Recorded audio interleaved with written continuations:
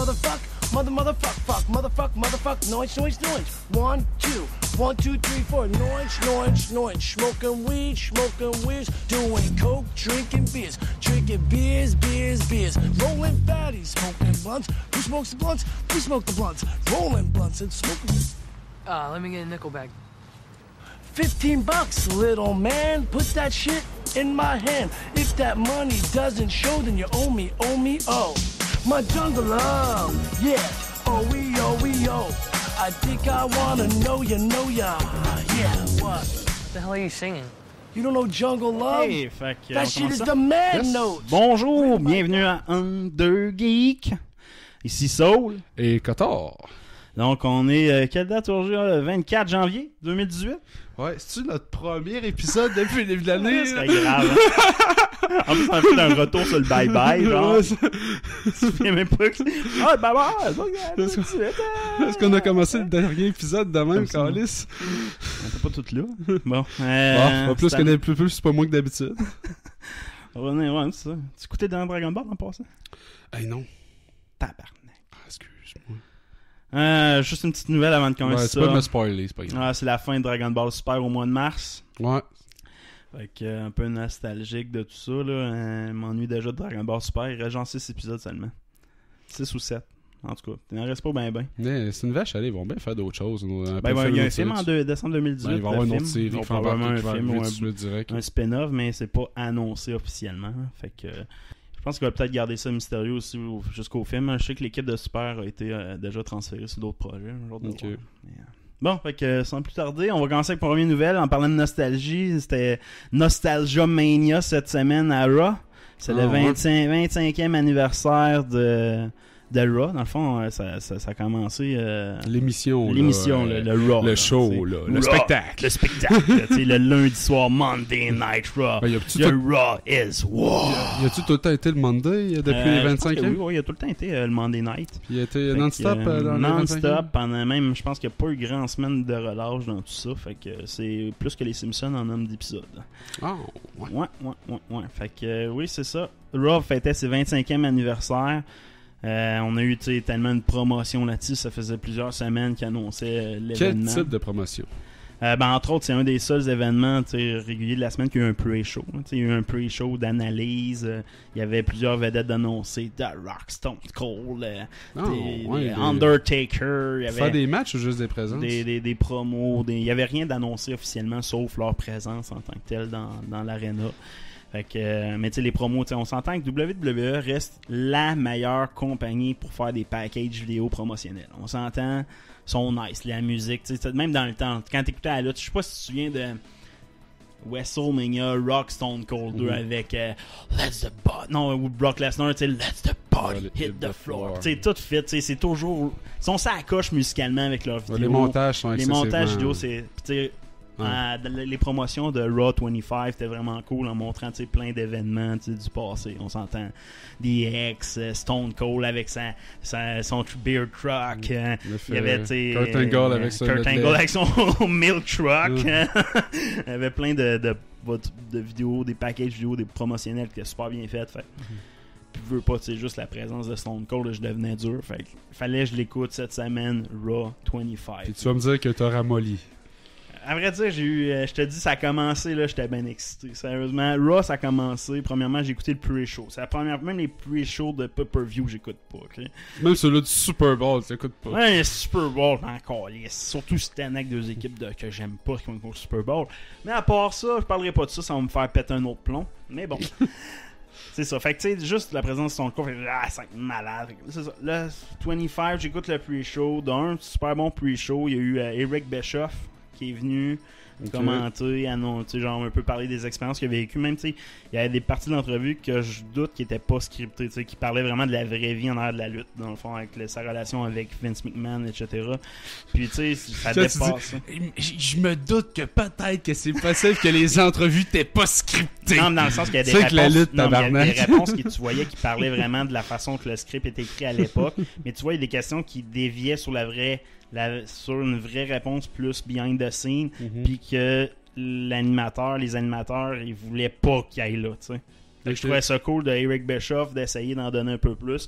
Est-ce que c'était stagé? Puis à cette heure, la lutte joue sur la réalité puis la fiction toujours. Là. Est-ce qu'il travaille sur l'histoire fictive ou il travaille sur une histoire fictive de la réalité? Ils sont beaucoup dans ce niveau-là présentement. Tu dois avoir beaucoup de segments menés dans les bureaux des scripteurs. Ouais, probablement. Mais en gros, il y avait ça. Fait que le pre-show était quand même bon. Premièrement, c'est comme je dis, j'écoute aucun pre-show de pay-per-view excepté peut-être WrestleMania. Fait que là, ça commence.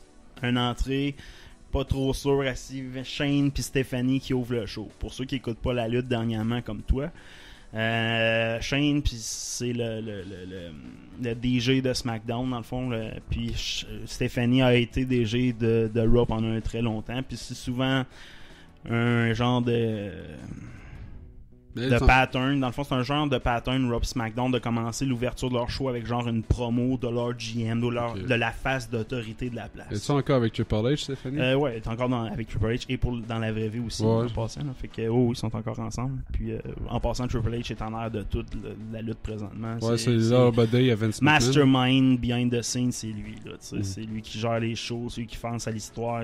Même la lutte vers où qu'elle s'en va pour la WWE, c'est peut-être un défaut. Là. Triple H a des qualités, des défauts selon moi, mais c'est lui qui behind the scenes de tout. Fait que c'est quand même des figures importantes. Là. Shane étant le fils de Vince, puis Stephanie la fille sort avec un gars qui est un mastermind de la lutte. Fait que comment se présente le show? Déjà, moi je suis un peu écœuré de ce petit pattern-là des faces d'autorité qui commencent un promo. Ça serait le fun avec une promo de lutteur ou un match direct, changer le pattern. Fait que ça commence une false ball, mais bon, c'est pas grave. Donne une chance. Il présente Vince. Là, ça commence à être intéressant. Vince McMahon qui arrive vraiment dans son style de personnage un peu naïf. Il est encore musclé? Voilà, il commence à vieillir, on s'entend, c'est Vince. Fait que, puis son entraînement était relativement temporaire à Vince dans le temps. Ouais, il doit plus prendre de drogue. Sa sauce. Mais en gros, fait qu'il présente Vince, puis Vince arrive dans son... ça se passait sur 2 événements. Okay, j'explique. Raw se passait dans le Brooklyn, le stade de Brooklyn, qui est le stade de basket. Puis le show se passait aussi à un autre en location, en même endroit. Le premier emplacement de Raw dans un petit stade, dans une petite arena tout petit. Fait que le show était quand même à 2 endroits en même temps. Puis ça se passait à Barclays Center, à Brooklyn, dans le fond. OK. Ça, c'était annoncé comme tel? Ou ben... Oui, c'était annoncé comme tel. Fait que la promotion, la vieille place était décorée avec les vieilles pancartes, tout était comme old school. C'était pas des c'était des clôtures en métal à côté du ring. C'était tout old school dans cette place-là. Puis t'avais le Barclays Center. La place, c'est genre 5000 personnes. Fait qu'ils n'ont pas le choix de faire ça à deux localisations là, en tant que tel. Fait que l'autre Barclays Center, je pense, c'est 15-16 000 personnes. Fait que ça commence de même. Puis Vince arrive en personnage de Vince. Pour ceux qui connaissent aussi la lutte, Vince a comme 2 personnalités. T'as le Vince sympathique, puis t'as le Master McMahon, qui est toujours sa personnalité un peu plus dark. Fait qu'il arrive vraiment dans cette personnalité de Vince, remercie la foule, rentre sur le ring. Shane puis Stephanie dit veuillez remercier Vince McMahon, qui est grâce à lui qu'on a de la lutte maintenant tous les jours. C'est lui qui a eu l'idée d'inventer Raw. Papa, en prenant la voix de Shane, on a parti un GoFundMe pour toi pour pouvoir t'acheter un cadeau pour Raw 25. Un GoFundMe. Un GoFundMe, on s'entend. T'as pas les moyens. Millionnaire, on s'entend. Mais il fallait que ça vienne des fans. Mais c'était-tu un vrai GoFundMe? C'est stagé, évidemment. Non, mais c'est... S'il y en a un vrai, j'espère que c'est pas un vrai, parce que il sort la plaque, une petite plaque commémorative vraiment cheap, genre du faux foire. Pour dire qu'il n'y a pas eu une citrice de scène. Il n'y a pas de scène. Mais tu sais, là, tu viens, c'est quand même un peu déçu. Vois ça. Just a play. 25, it's Raw 25, I just got to play. Là, Stéphanie, tu sais, c'est juste un GoFundMe, tu sais, c'est les fans. Fait qu'on, tu sais, ça n'a pas monté haut, tu sais, on a acheté ce qu'on pouvait. Là, tu vois comme Vince. Ah ben. Là, il devient Master McMahon. Tu vois vraiment le changement dans son regard. Tout ça, il commence à se fâcher, pète un plomb contre Shane, pète un plomb contre Stephanie, pète un plomb contre la foule. Vous m'aimez pas. Puis là, il y a comme un build-up dans le temps. Dans le temps de Vince, là, dans le bon temps de Vince, c'était toujours du Master McMahon. Fait que depuis plusieurs années, c'était juste du Vince qu'on voyait. Fait que là, tu vois le build-up. Puis on le savait tous que Stone Cold allait être présent. Ouais, c'est ça. C'était à ce moment-là que la Stone Cold glace a arrive. brisé. Tu sais, la Stone Cold. Oh man, c'était malade, man. Ce moment-là, je suis venu là, paf, ben dur. Je pensais que t'étais venu dans tes culottes. Ah, quasiment. Là, c'était un peu. Je le gardais pour plus tard, je savais qu'il y a d'autres choses qui s'en viennent. Fait que tu sais, il embarque sur le ring, il dit pas un mot. Fesse. Il regarde tout le monde, là, tu sais. Il regarde Vince, puis là, tu vois Stéphanie à la part, parce que Stéphanie est beaucoup moins impliquée. Puis, en tout cas, le gars, fille, ils veulent plus faire de stunner contre une fille, je pense, dans la lutte. Là, fait que tu sais, elle s'écarte un peu de la lutte. Il y a juste Shane puis Vince qui restent sur le ring. Ils se font stunner. Là, tu vois Mr. McMahon qui redevient un peu plus docile à l'apparition de Stone Cold. En passant, Stone Cold, il a pas de l'avoir vieilli pour une crise de scène. Il est en shape. Mais tu sais, veut dire, il est ball dead en partant sa light. Puis mais il est musclé encore. Il y a un genre d'émission de training là, à USA Network. Puis je pense qu'il s'entraîne encore pour. C'est un animateur d'entraînement. Il va s'entraîner. Ouais, c'est sûr. Puis plus ses podcasts, je pense, il doit avoir beaucoup de temps. Mais en tout cas, il a pas vieilli comme une scène assez malade. Stone Cold en passant de crise de bons podcasts. Pour le monde qui veut écouter du bon Stone Cold. Ouais, je me suis abonné il y a pas longtemps. C'est malade. J'ai pas mission de me réintéresser à la lutte, fait que je me suis abonné à son podcast. Ouais, mais lui, c'est pas juste de la lutte. Tu peux, il va y aller large, fait que c'est cool aussi pour ça. Fait que très bon podcast. Mais c'est ça, il rentre sur le ring. Puis là, tu vois mon Vince, quand c'est lâche, mon Mister. Puis tu sais, Stone Cold, je suis rendu vieux. Ça fait 20 ans de notre histoire. Puis il essaie de désamorcer. Stone Cold bouge pas, dit pas un mot. Puis tu sais, je suis rendu vieux, j'ai mal dans le dos. Là, puis tu sais, là, il recule. Mais tu sais, Shane, lui, il est encore en forme, genre. Il envoie son fils dans la cage au lion, aussi. C'est tout pareil. Stone Cold, ça retourne, tu sais. Il regarde la foule, tu sais, c'est comme. What? Puis là, tu sais, genre, toutes les scores de son qu'il y avait, malade, là. Fait que là, tu sais, comme. Stone Cold, c'est pas un crise de move, là, il fait Stone Cold Stunner sur Shane, tac! Puis là, pendant ce temps-là, tu sais, genre, Stone Cold, tu sais, foire, tu sais, fight, tout ça. Puis là, tu vois mon Vince McMahon aller sur le bord. Fait le signe, tu sais, dans son call, il sort la bière, man. D'un, ça faisait longtemps qu'on n'avait pas vu ça.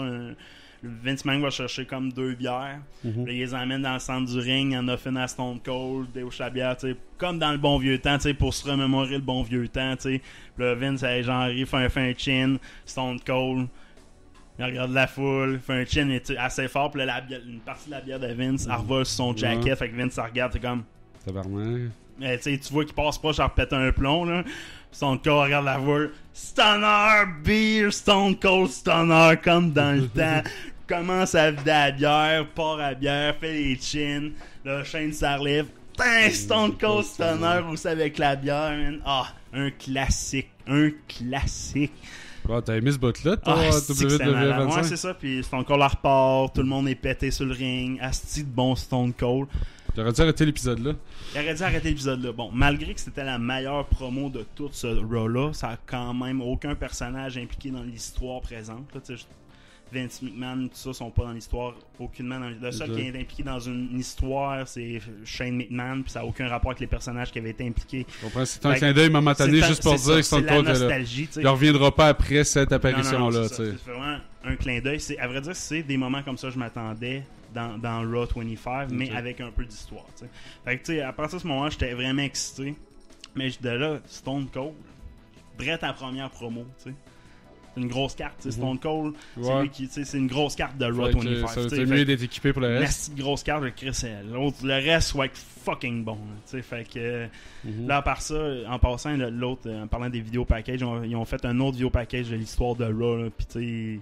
Chris, que j'ai eu des bons souvenirs. C'est juste avant que l'apparition de Stone Cold, ils ont présenté une histoire de Raw en vidéo, puis tabarnak.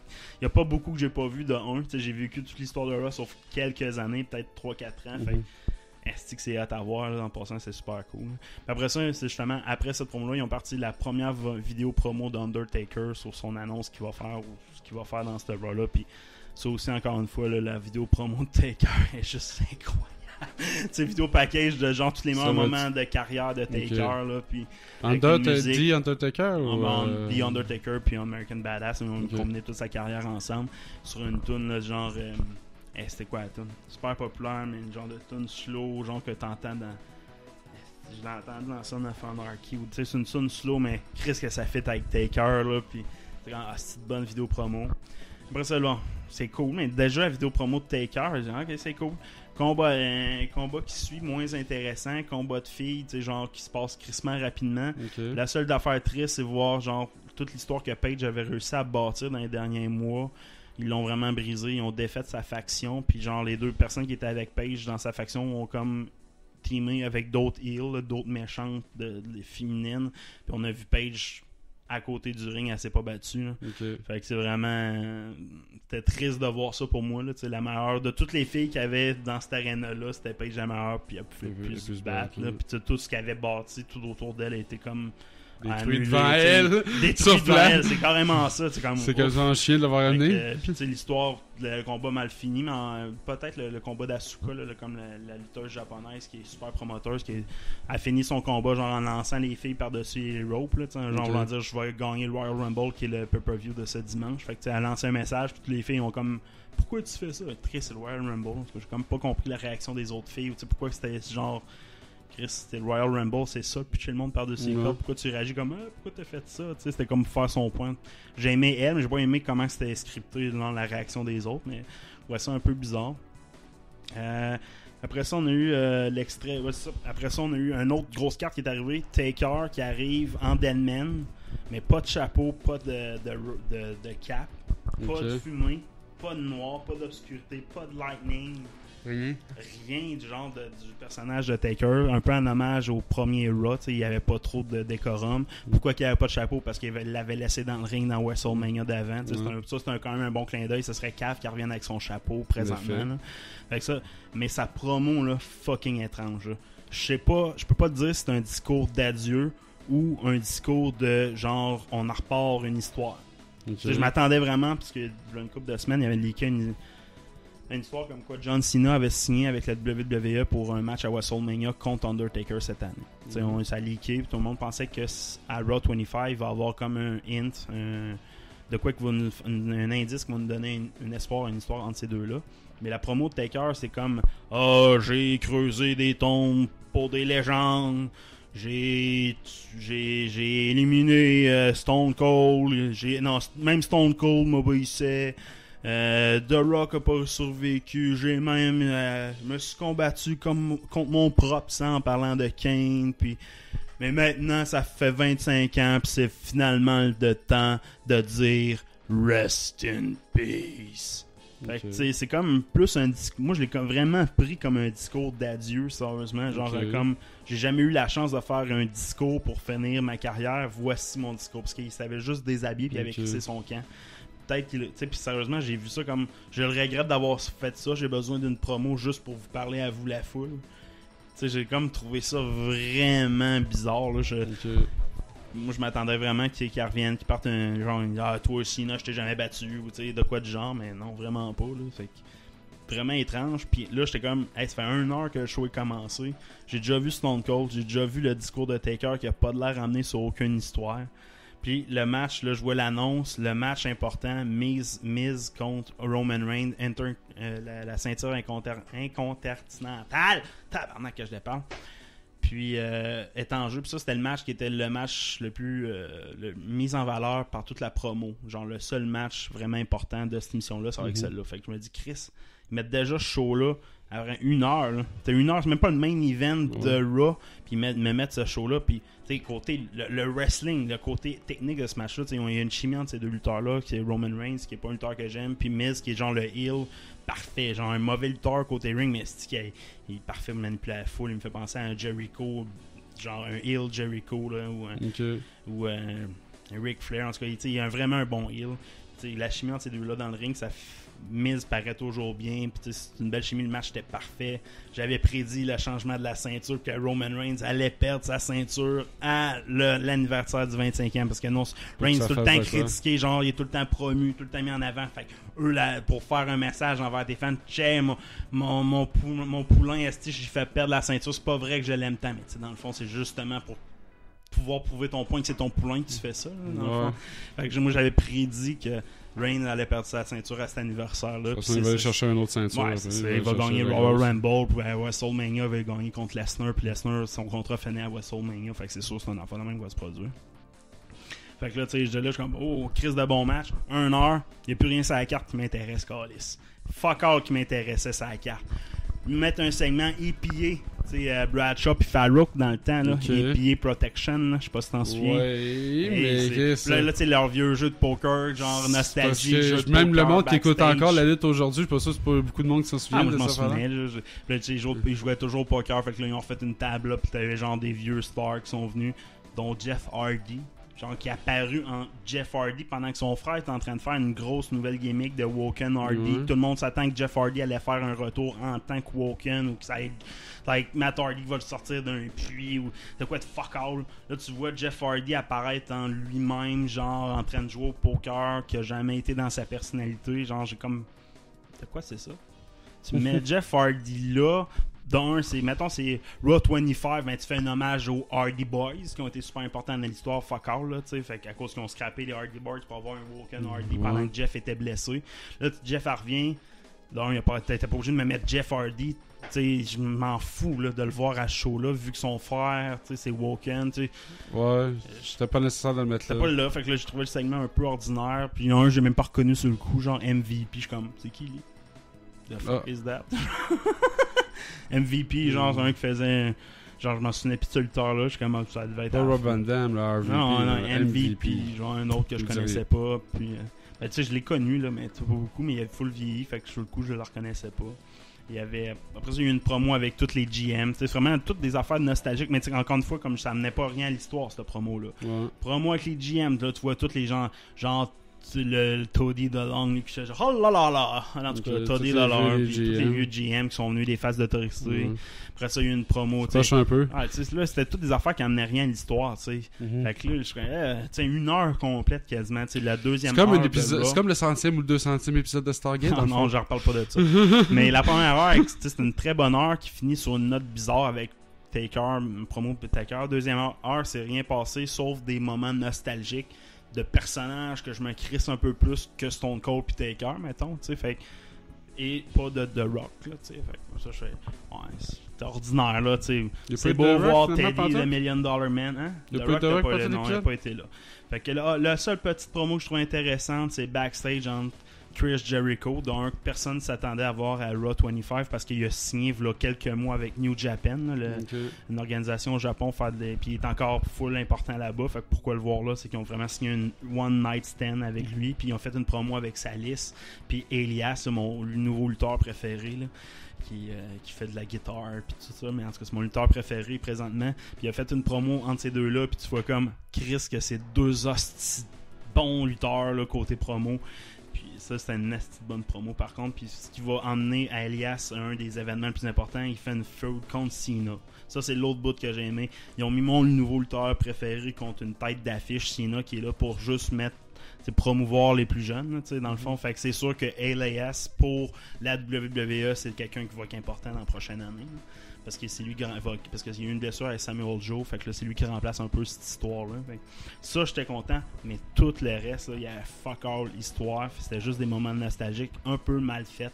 Entre autres, particulièrement celle de DX qui a fini le show de DX. Là, ils ont fait genre Stone, Triple H puis Shawn qui arrivent, qui font leur figure de DX. Genre le Triple H qui prend le micro, ouais mais tu sais on est les architectes. Donc c'est pas vrai, là, DX a juste vraiment existé 1 an dans Attitude Era. C'est pas été super une grosse faction pendant longtemps. Là.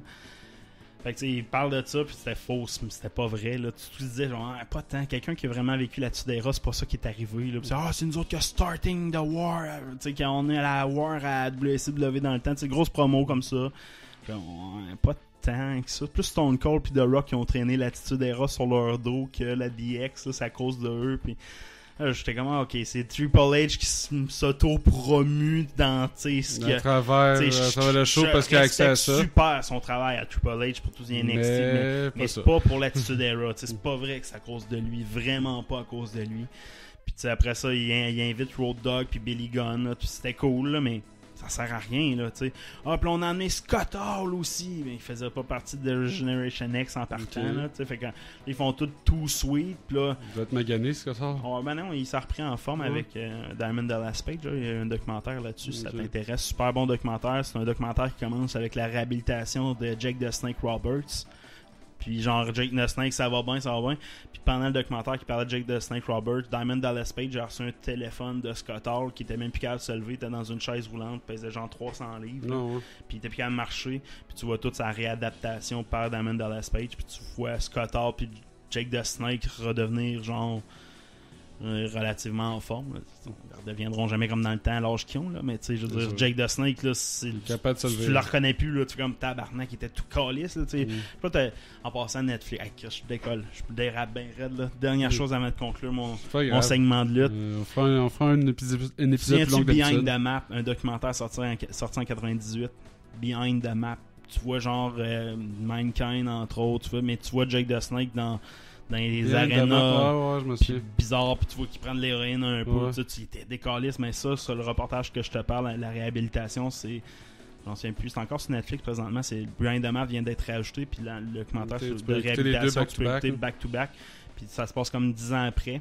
C'est le même réalisateur qui va revoir Jake the Snake. Puis ce documentaire-là, c'est pas juste Behind the Map, c'est juste sur Jake the Snake. Puis là, tu le vois qu'il est en train de se réhabiliter. Puis il va voir Diamond Dallas Page. Puis ce documentaire-là, il est magique, là, sérieusement. Puis Diamond Dallas Page, c'est un bon Jack. Déprimant que l'autre documentaire. Beaucoup moins déprimant, là, sérieusement. Parce que, tu sais, même l'histoire de Behind the Map de Jake the Snake, c'était dégueulasse. Mais Mankind, tu vois aussi que c'était dégueulasse. Et tu vois toutes les histoires, c'est comme wesh, quasiment, là.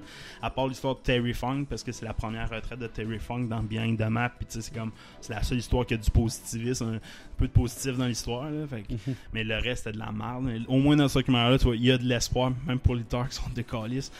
Puis c'était juste avant l'introduction de Jake the Snake dans le Hall of Fame. Fait que, mais tu vois aussi Scott Hall, puis là, tu revois Scott Hall qui, en Raw 25, c'est comme, qui a gardé, c'était pas juste temporaire la forme qu'il a repris dans ce documentaire-là. Encore aujourd'hui, il est encore en forme, il a vraiment appris du bien. Mais tu sais, il y avait juste pas rapport dans cette promo-là, vrai dire. Je suis d'accord, il est pas si important. Puis ils ont comme introduit une nouvelle faction, c'est Balor Club, en tout cas avec le Sing Too Sweet. Puis ils ont comme joint ça avec DX. DX, c'est une faction relativement heel. Puis Balor Club qui est supposé être genre face un peu plus, qui joignent un peu. C'est comme si t'essayais de faire dire hey, DX, on est cool, là, tu sais. X-Pac était là. X-Pac, il a une vie calissement tough, là. Toute une personne pensait qu'elle allait être à Raw 25, puis il est encore dans le drogue, lui, il s'est jamais remis, là. Non, ouais. Puis il s'est présenté, tu vois qu'il est décaliste de la vie, là, mais il s'est présenté, puis il a fait une mini promo, là. Ça, c'était quand même impressionnant de voir X-Pac là. Je trouvais ça cool quand même. Mais sinon, c'est l'histoire que j'ai.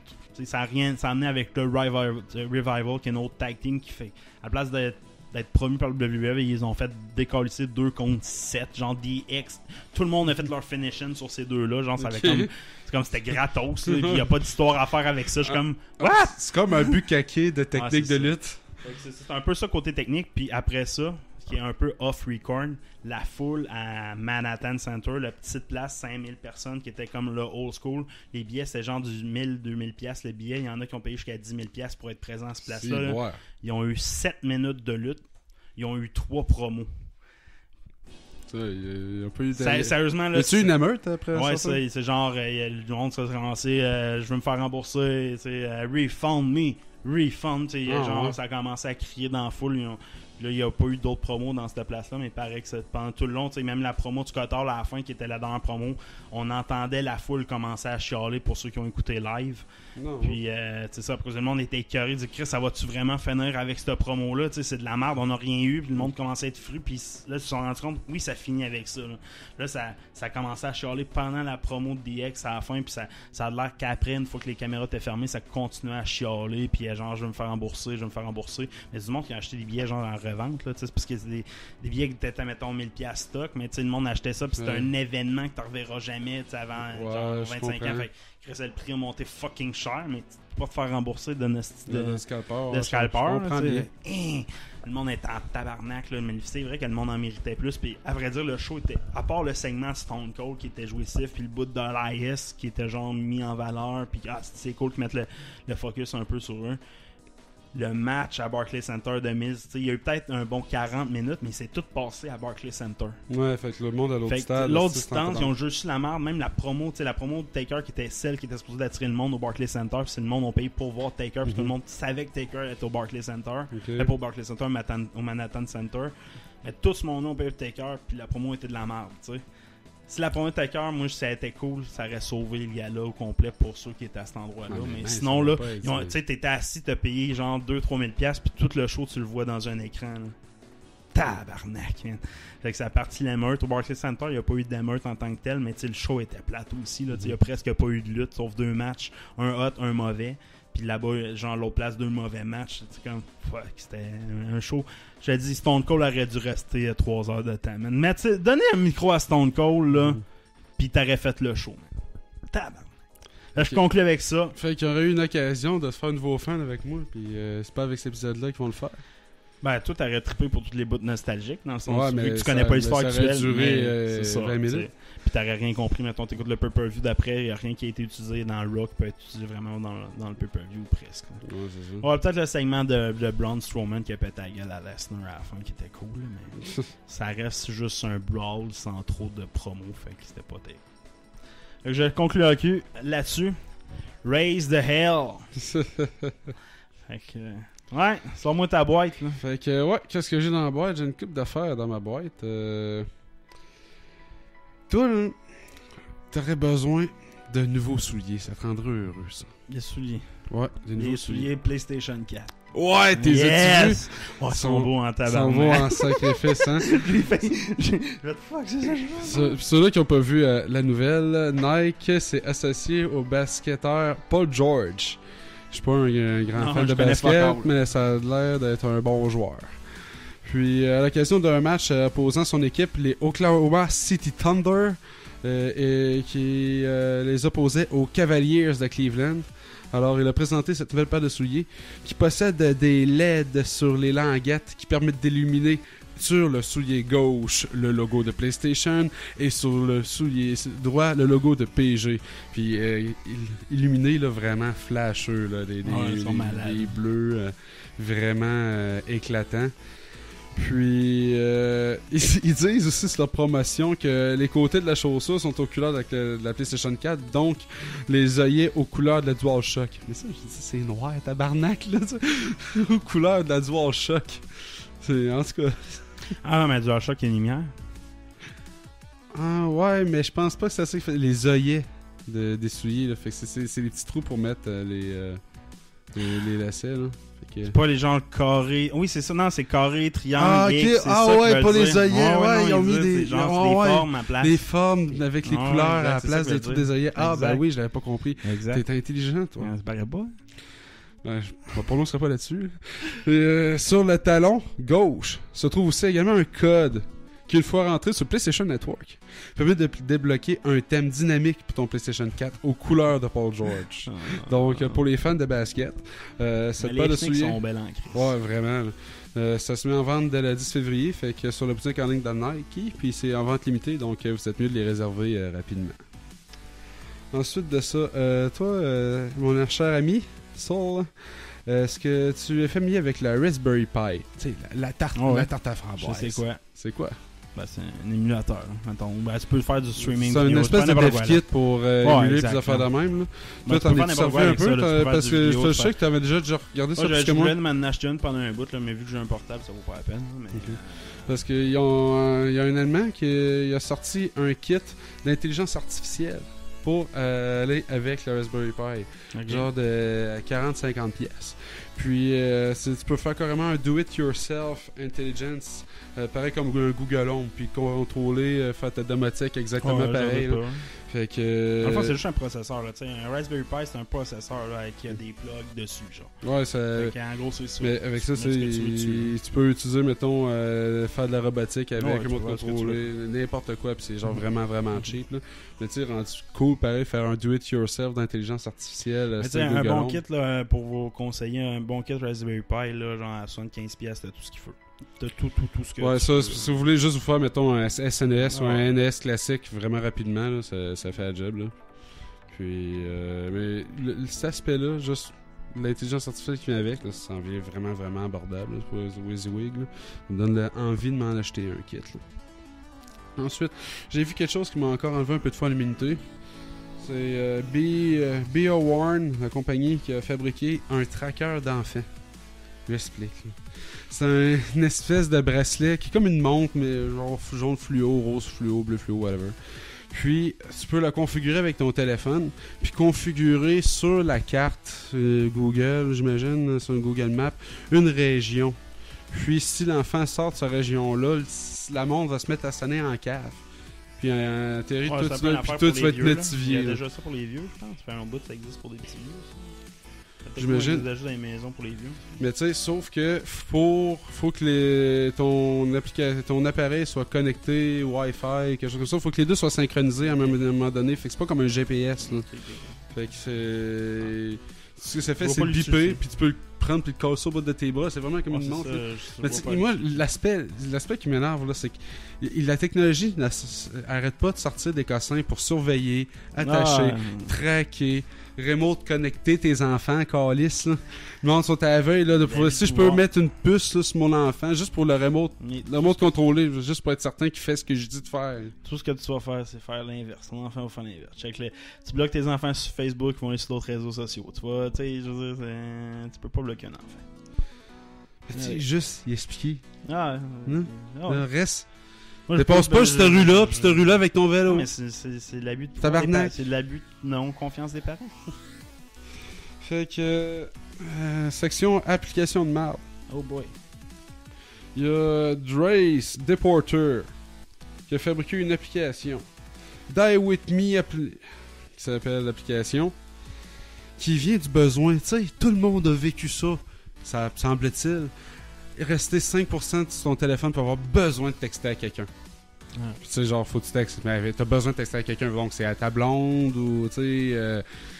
whatever, t'as besoin de texter quelqu'un particulier, mais lui il s'est dit mais voilà une bonne occasion de faire des rencontres entre du monde. Fait que le principe, c'est que t'installes ça sur ton téléphone, puis quand il te reste 5%, là cette application-là devient disponible, puis va te mettre en communication random avec quelqu'un d'autre qui reste juste 5%.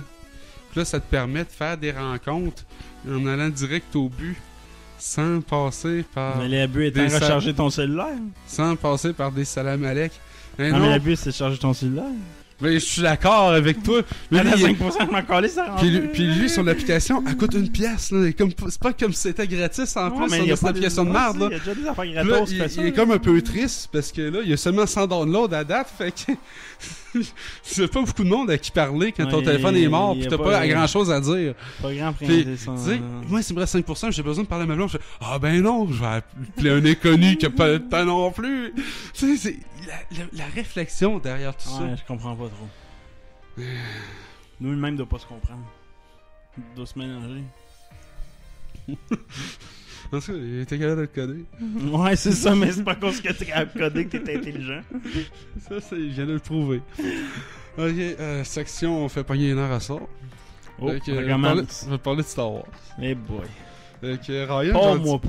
Ryan Johnson, comme tu dois le savoir, est attaqué de toutes parts. Ah oui. Puis c'est pas... Je l'ai vu se défendre, je trouve ça assez comique. Là. Fait que une des dernières défenses qu'il a faites était concernant le point de Luke qui fait une projection de lui. Ouais. Pourquoi fait- son lightsaber est bleu, genre? Non, mais pour la... Aussi? Non, Il seulement s'est- il s'est défendu là-dessus. Ok, non, mais moi, je parlais seulement de l'aspect de projection. Ok, ouais, ça, j'ai C'est vu, ouais. la méditation qu'il a faite. Puis Ouais, pour ouais. se défendre, c'est pris en photo 3-4 fois en photo sur Twitter. Puis c'était sa défense. Là.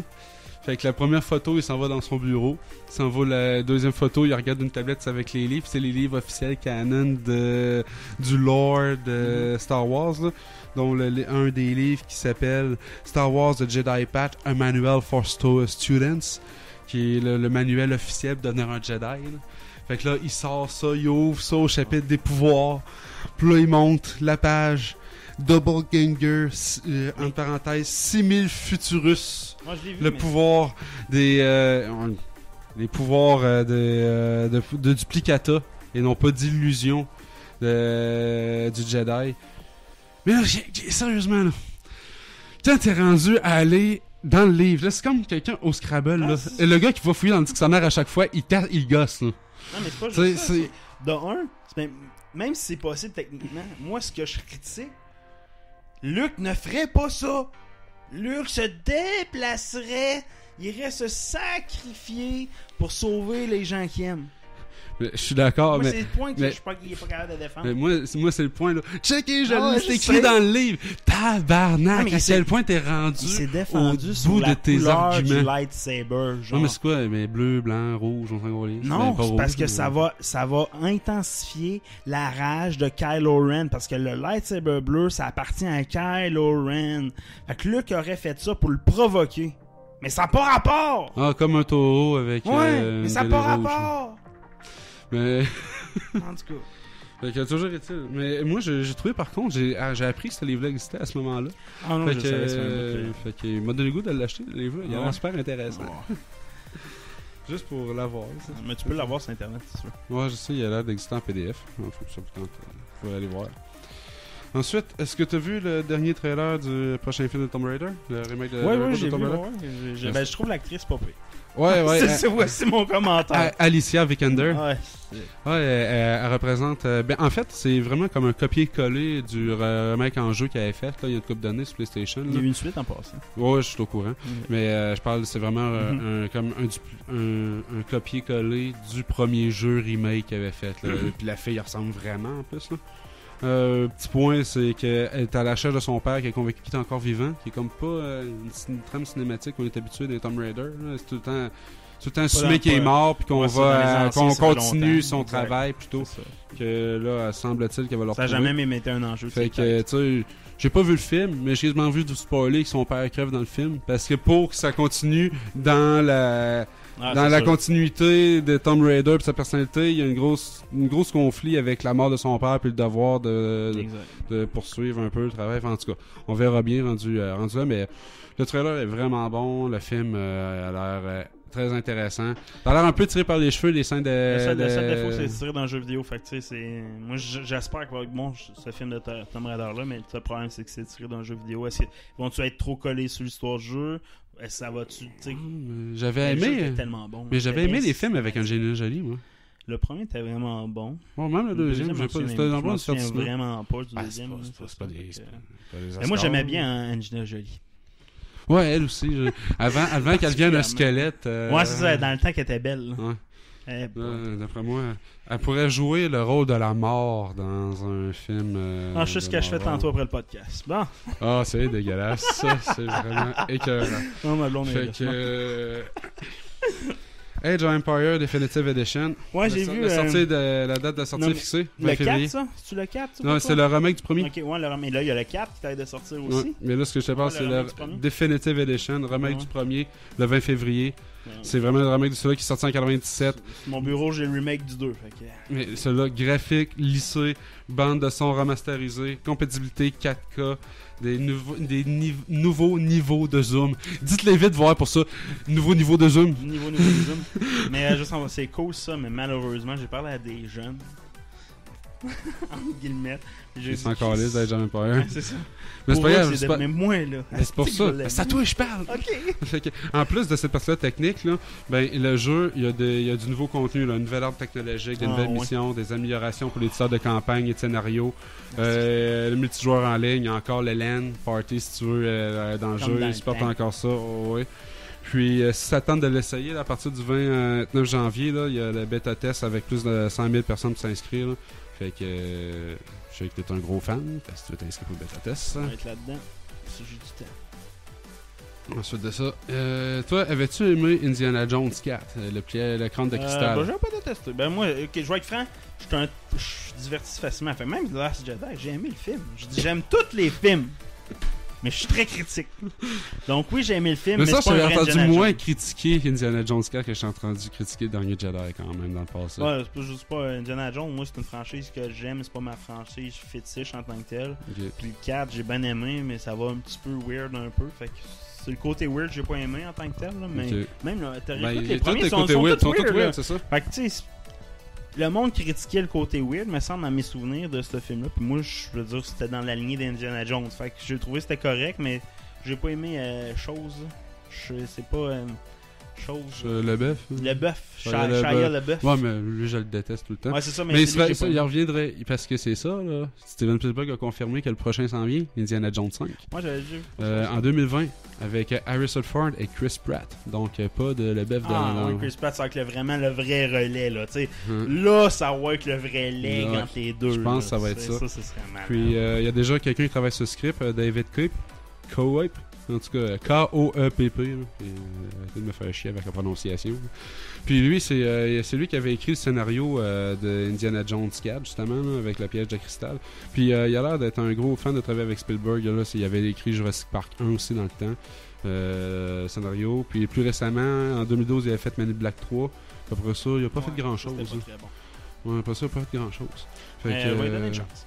Yes. Ensuite de ça... J'aurais une petite chronique. Il nous reste combien de temps? Attends, là? Indiana Jones appartient à Disney?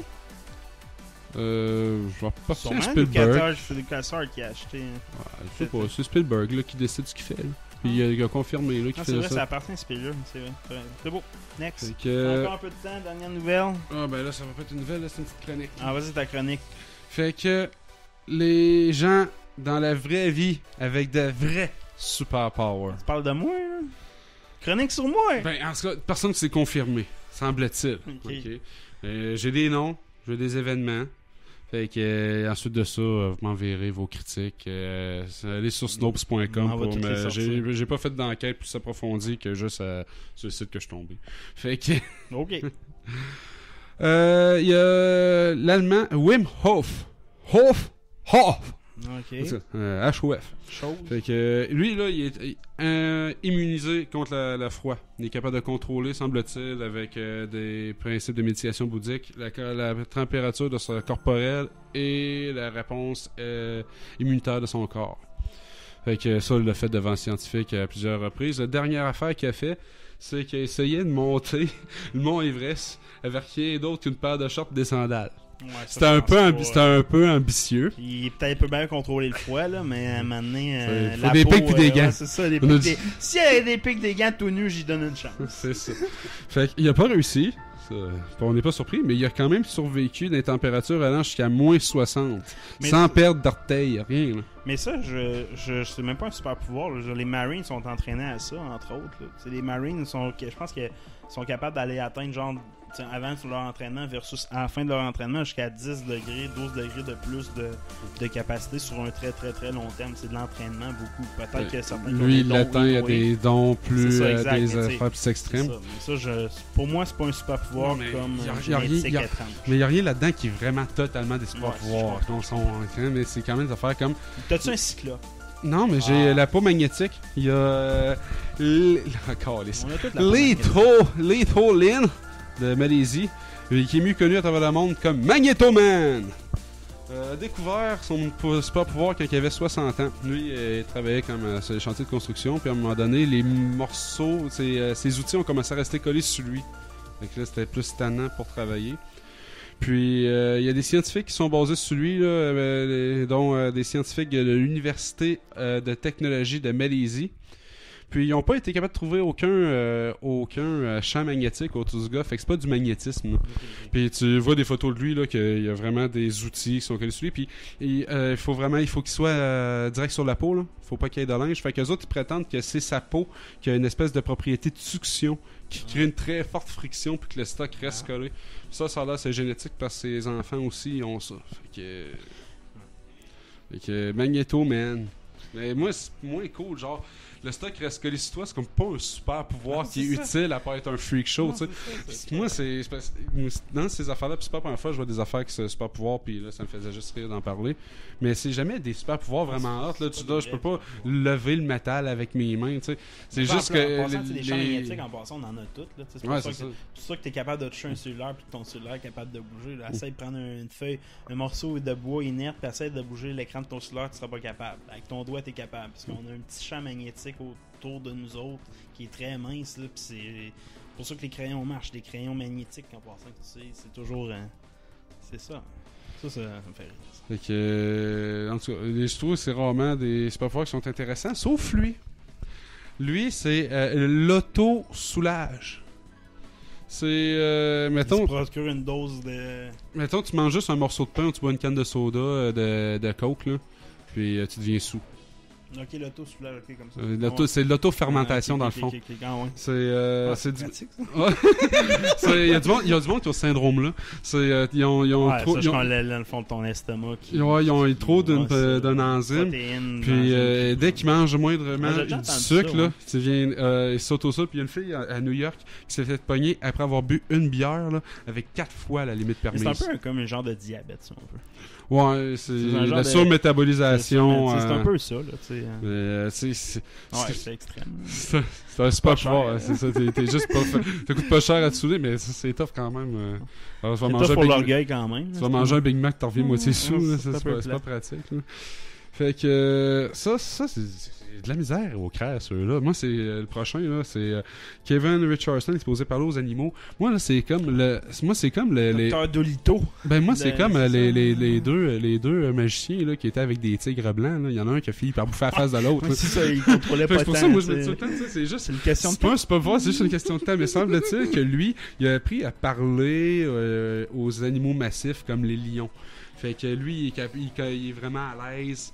Il est capable de grogner un peu comme les lions. Puis lui, mettons, il arrive dans un cercle des lions. Puis les lions sont super chumés avec lui. Puis ils se battent avec ça. Et instantanément, même s'il n'a pas buildé une relation pendant des mois avec. Comme là. César à Canal D. Là. Ouais. Lui, c'est avec les chiens, mais lui, c'est avec les lions. Tu sais, on me promenait avec les lions. Mais c'est pas de vrai. T'as des vidéos de ça. Semble-t-il, c'est peut-être mon truc. Et puis il l'a refait genre avec des hyènes, des serpents, des girafes. Mais là, les girafes, là. Comment pas ça avec un hippopotame, je le crée pas. Un hippopotame, c'est agressif en tabarnak. Comme je dis, tu vas écrire, là, les félins mêlent une des amies à ma blonde, l'a déjà fait avec des lions, des tigres dans le fond. Mais là, je te parle d'une girafe. Ouais, un serpent, Chris. Hyène, serpent et girafe, semble-t-il. C'est pas nécessairement des animaux dangereux, là. T'sais. Ben, girafe, tabarnak. Pas dangereux. Ça peut te soigner un coup de cou en tabarnak. Ouais, je sais, mais tu sais, je veux dire, c'est quand même passif, là. Tu peux les approcher. Une hyène, c'est quand même dangereux. C'est dangereux, mais si c'est pas affamé, ça t'attaquera pas. Ouais, je suis d'accord. Si tu me fais ça contre un hippopotame, contre un ours, une mère ours esti qui a 3 bébés à côté, puis il est capable d'y approcher et de dire hey, je peux-tu prendre un de tes bébés, puis le prendre puis le bercer. À ce style-là, je le crois, il va être capable d'y parler. Mais moi, c'est la scène dans Dr. Dolittle, je pense, c'est qu'il y avait Steve Irwin. Il y avait un crocodile. Puis là, Steve Irwin est là. Je vais mettre ma main dans la gueule du crocodile, puis il ne mangera pas. Puis là, t'as Steve Irwin dans le crocodile qui fait Dr. Dolittle. Moi, j'entends juste qu'un gars mette sa main dans ma gueule, puis je mange la main. Dr. Dolittle. Moi, je mettrais pas ma main là-dedans. Non, tu vas voir, c'est pas pour faire. C'est une scène de malade mental. Ensuite de ça, nous avons l'écolocation. Ben Underwood, qui est un jeune qui est mort maintenant, qui avait perdu l'usage de ses yeux à cause d'un cancer quand il avait 3 ans. Lui, il a appris à se localiser en marchant, puis en faisant du vélo, juste en faisant des bruits avec sa langue. Ouais. Comme Daredevil. Exactement. Puis lui, il voyait les objets, et il pouvait les décrire, il les évitait exactement de la vraie écolocation à la style chauve-souris. Là. Puis t'as des photos de lui en train de faire du vélo, puis qui se promenait. Mais là, on n'a pas été capable d'étudier ses capacités longtemps parce qu'il est mort à l'âge de 16 ans, suite d'une récidive de son cancer. Là.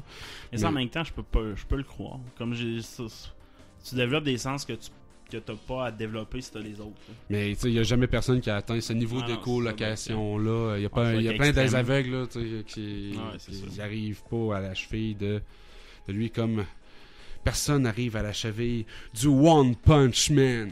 Ah, ça existe pas pour vrai, un One Punch Man. Écoute bien. Mazutsatsu Godhand Hoyama. Okay, est une légende du karaté. Okay? Genre de gars, tu veux faire des films sur lui. Là. Lui, il a appris les arts martiaux quand il était jeune. Il a été à la guerre, en Deuxième Guerre mondiale pour l'armée japonaise. Puis quand il est revenu, il est allé s'entraîner des montagnes sans arrêt, aller briser des roches avec ses mains, sauter de plante en plante, endurer des chutes d'eau glacée. Et utiliser des arbres comme ses punching bags. Et c'est ainsi qu'il est devenu le God Hand. Et pour démontrer sa force, pendant des années, son activité principale, c'est de péter la gueule à des taureaux. Il aura pété ici la gueule à 52 taureaux d'un seul coup de poing. Et il en aura tué 3 sur le champ. Comme tel. Il y a des photos, il y a des vidéos même de lui sur l'arène à sacrer un coup de poing dans la face du taureau puis qui meurt sur place. Mais tu sais, moi j'avais entendu parler d'un karatéka. Je doute pas que c'est possible. Tu sais, je veux dire, de tuer un taureau d'un super frappe à bonne place avec une certaine puissance. Il a arrêté 52 de suite. C'est ça, là, c'est là que. C'est des défis statistiques. Tu sais, j'avais entendu parler d'un grand karatéka québécois, là, qui je me souviens plus combien de dan, c'est un des grands, un maître karatéka, qui est au Japon, puis lui il marchait ses côtes de la mer qui longe au Japon, c'est peut-être la mer du Japon, là, pour ce que j'en sais.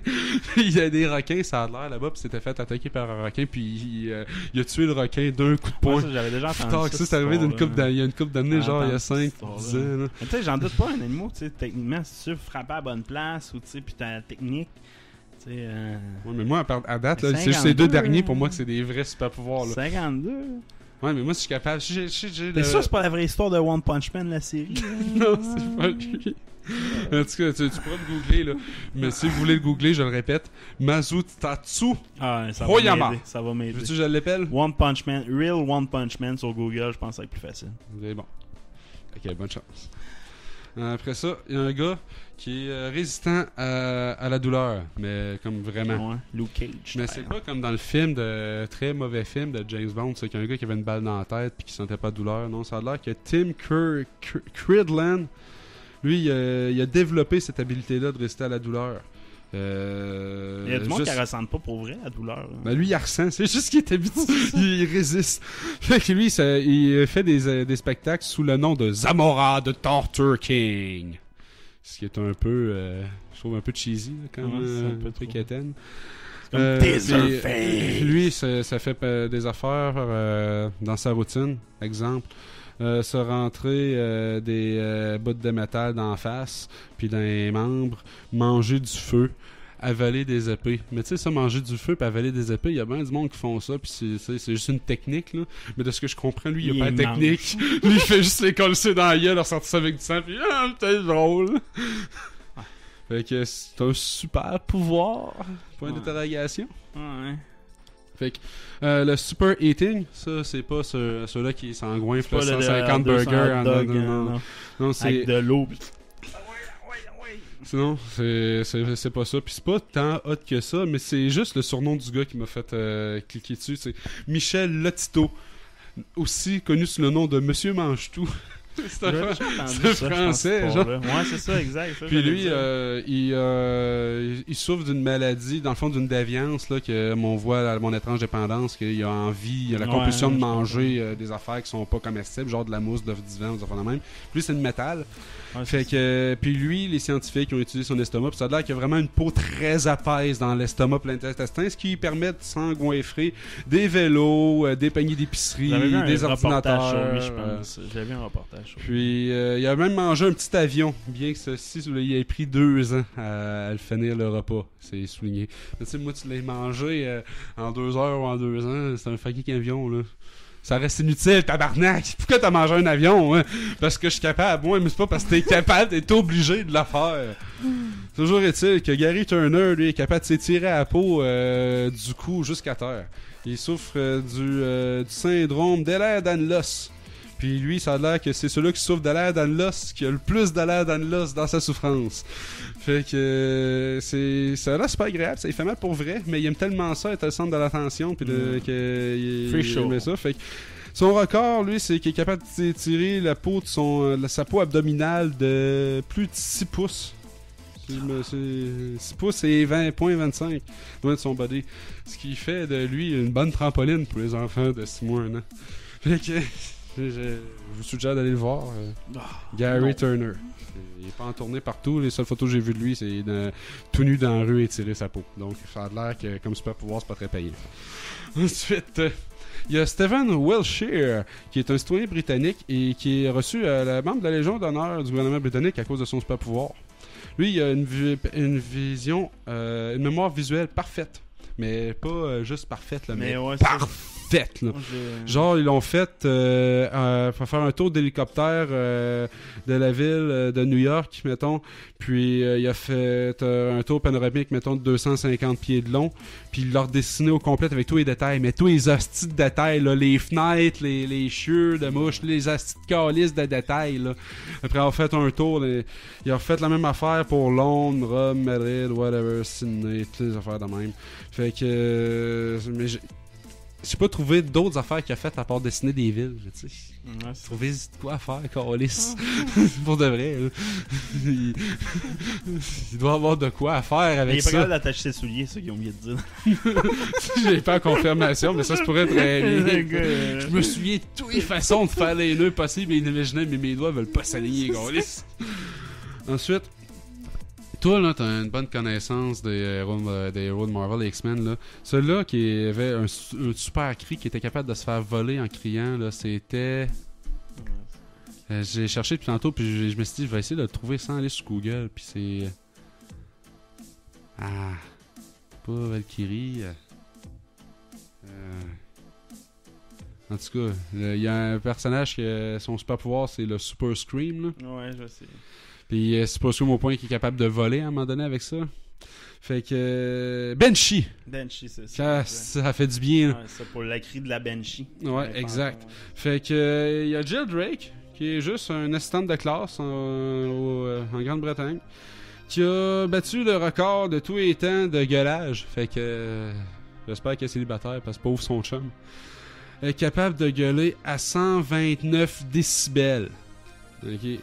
Ça, là, c'est 9 décibels de plus que le son d'un éclair. Personne. Ok. Puis juste 10 décibels de moins qu'un jumbo jet qui décolle. Fait que pas mal certain que ça, là, mettons qu'il y a un voleur ou un violeur qui a pogne dans le bois, là, à gueule. Le monde va pas venir courir la sauver, mais le monde va se sauver d'elle, incluant le violeur, là. C'est terrible. Un dernier? M'en reste 2 petits.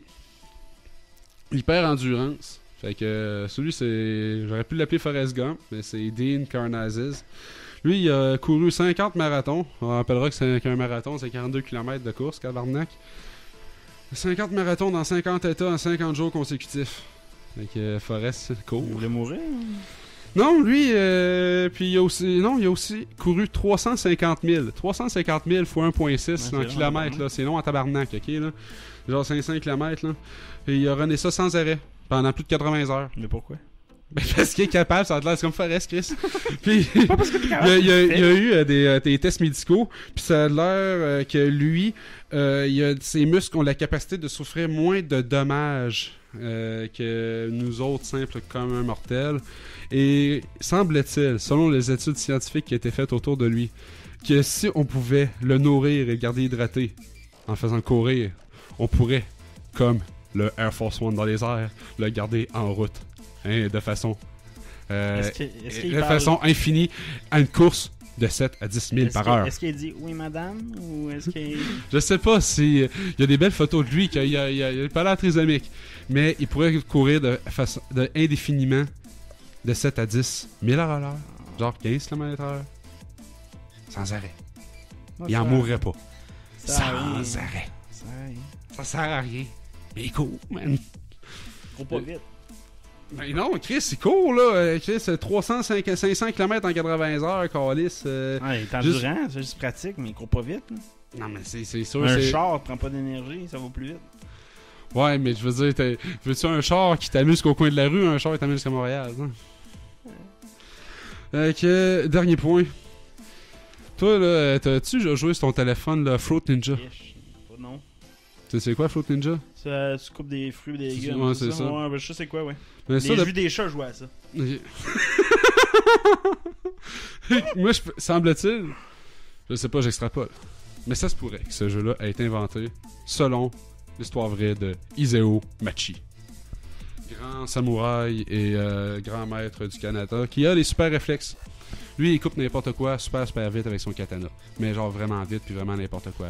Là, t'as des photos de lui qui coupe des pastèques. Il coupe une balle de fusil. Il coupe une balle de BB gun. Tu sais, les petites balles là, qui est garochée à 350 000 à l'heure. OK? Puis elle coupe en deux. Et il a fallu des caméras à haute vitesse pour faire juste croire aux scientifiques que c'était arrivé. Je l'ai vu à... Science du combat. Ben, c'est fort possible, parce que c'est le seul qui fait ça. Il avait passé à Science du combat, je pense, ce gars-là, ou un reportage sur lui. Puis je l'avais vu faire ça. Puis, oui, je te crois. C'est pas un pouvoir. Puis c'est pas un Il est fucking bon. Ben, c'est celle qui fait ça au monde. C'est peut-être. Il est fucking bon. Il est incroyablement bon. Puis il le fait sans arrêt. C'est comme pas juste un flow. C'est pas je l'ai déjà fait une fois au chalet. Puis le reste du temps, j'ai mangé des plombs dans la gueule. Moi, je trouve ça quand même intéressant. Ah, il le fait de chaque. Il le fait times and times again. Ouais, mais tu sais, c'est quand même des plombs dans la face. Là. Fait que s'il l'avait raté une première fois. Encore un autre. Un gars soccer, là. Bon, fait qu'on va finir avec sur un gars qui coupe des balles en deux. Ouais, puis là-dessus, j'ai aussi, peut-être qu'on réussira à la mettre en montage, sinon tu couperas ce bout-là, c'est que je dis. Il y a une gang de gays qui ont fait une version live d'une chanson qui s'appelle They Are Taking the Hobbits to Isengard. Fait que, on pourrait la mettre puis dans le montage en fin de tune puis closer là-dessus. Ok, ciao bye! Ciao bye!